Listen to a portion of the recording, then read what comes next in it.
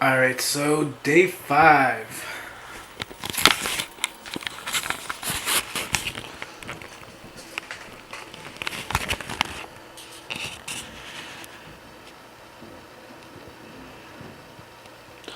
£170.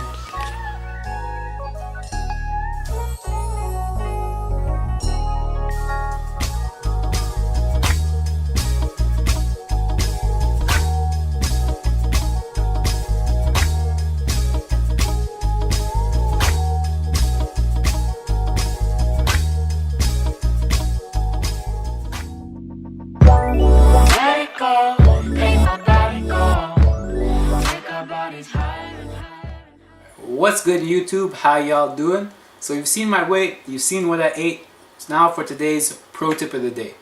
So in today's pro tip of the day, we're going to be talking about calisthenics versus weightlifting. Now before we can get into the two, let's define some terms here. So first of all, weightlifting can be categorized as exercises that use its forms of mass apart from your body. Whereas calisthenics is exactly the opposite, where it uses solely your body as a means of resistance to build muscle. Now let's get into the cons of weightlifting. So con number 1, it puts a lot of stress on your muscles and tendons.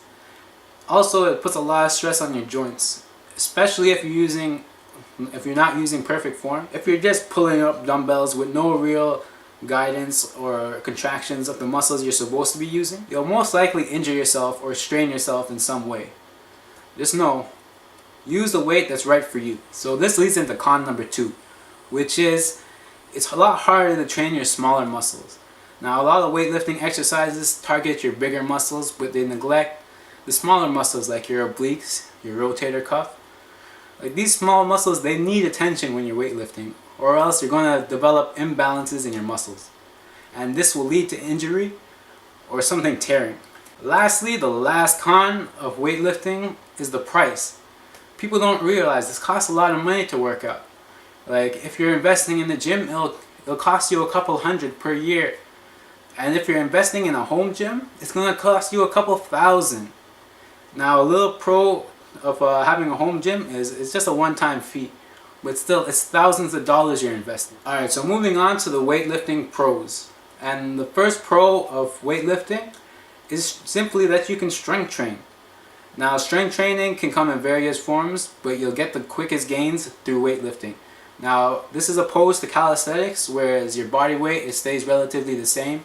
I mean, you could go up or down 10 pounds, but I mean relatively speaking your body weight's going to be the same. Whereas in strength training with weights, you can simply add 5 pounds, you can add 10 pounds, you can add 45 pounds. Now just a side note to remember, heavy is relative to you. And by this I mean like 5 pounds for me might not be heavy, but for someone who's never been to the gym, 5 pounds is a great starting point. So pro number 2, which is variety. There's a plethora of different exercises you can do in the gym. And there's thousands of different workout routines. You just need to find out what works for you. But one of the pros of the gym is that there's a variety of things to choose from, and you can always target weak points. Now there's no shortage of things to do in the gym, which leads me to pro number 3. And that is that there is a limitless ceiling in the gym. Say you have a barbell and you're doing 25 pounds on each side. Nothing's stopping you from adding weight to that. You can go all the way up to 500 pounds if you want. There is no ceiling to what you can achieve. And now that you know the pros and the cons of weightlifting, I'm going to let my pro trainer friend help you out and discuss what calisthenics are and the pros and cons of that. So let's get into that. Hello YouTubers, I'll be your personal trainer for the day. I'm here to talk about calisthenics. Calisthenics con number 1 being the limitation it places on your lower body, i.e. the case of the chicken legs. Now when I'm talking about the limitations on your lower body, I'm talking about the repetitive movements that is involved in calisthenics. Namely, it's the fact that your body gets used to your body weight, and therefore it sort of negates the amount of resistance that you're relying so much on. An example of this is getting used to the amount of repetitions that you're doing. For example, it's very easy while doing calisthenics to max out your repetitions. When I started out with Muay Thai and boxing. Now they had me doing the basics, which includes doing 30 push-ups, 30 sit-ups, 30 whatever. Eventually, I was able to move up into 300 repetitions of each, and then 600, and then 1,000. But I mean, there's no real point in me continuing just because I had so much energy left and I felt like I was going nowhere with my training. Which leads into number 2, which is the fact that it's hard to accurately track your progression during this stage. When I'm talking about this, I mean more so you can't measure your strength like how you do in weightlifting. In weightlifting, you can keep on adding on 5 pounds, 10 pounds to the barbell. So you see and know and feel that you're going up in weight. Whereas calisthenics, you have to more so rely on your body weight. So unless you're actually gaining 10 pounds or losing 5 pounds, you're not going to feel much of a difference. The second part to this is the fact that it's very challenging to switch from basic movements to advanced movements, which can lead to some motivational issues. Just because some people like to say, oh, I don't know why I can't do this, it shouldn't be this hard. But it just takes more time to comprehend the movements and for your brain to get you actually used to it. Now this leads into the third con, which is probably one of the worst ones. It's the fact that it's hard to overload your muscles. You can train till failure, however it's extremely time consuming. As I said, when I started doing Muay Thai, I was doing 30 reps of 30.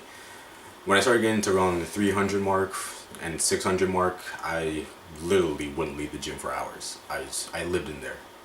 Really, I lived in there. Lastly, it's hard to isolate specific muscle groups. This is really just due to the fact that while you're working on your primary muscles, say like you're doing push-ups, you're not just doing your chest. You're also getting some arms, some biceps. You can transition making a shoulder workout, and you're getting a nice ab burn during it too. All right, so enough with the cons. Let's get into the pros of calisthenics. Calisthenics pro number 1. It can help you lead into getting into a healthy lifestyle. Meaning, when doing calisthenics, you should know that this is mainly for weight loss and toning and endurance training.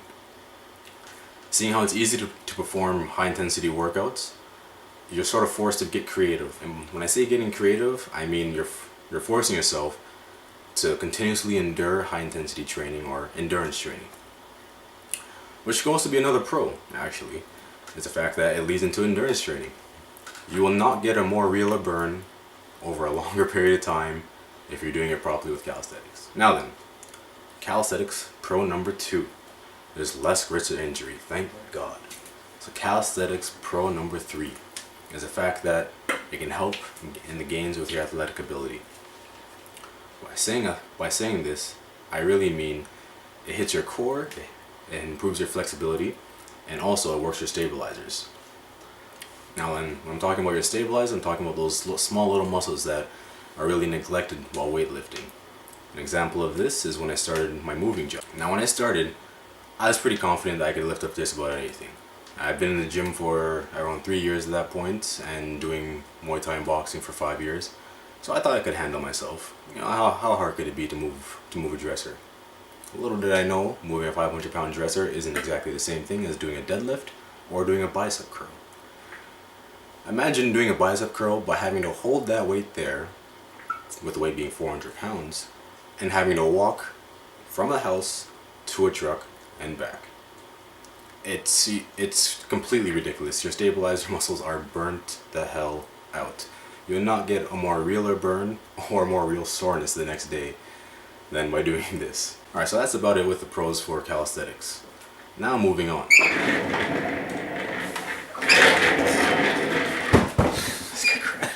That was kind of weird.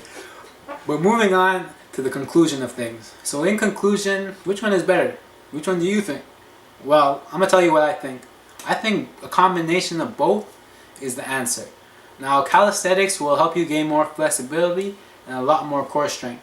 And this could help a lot with various power moves.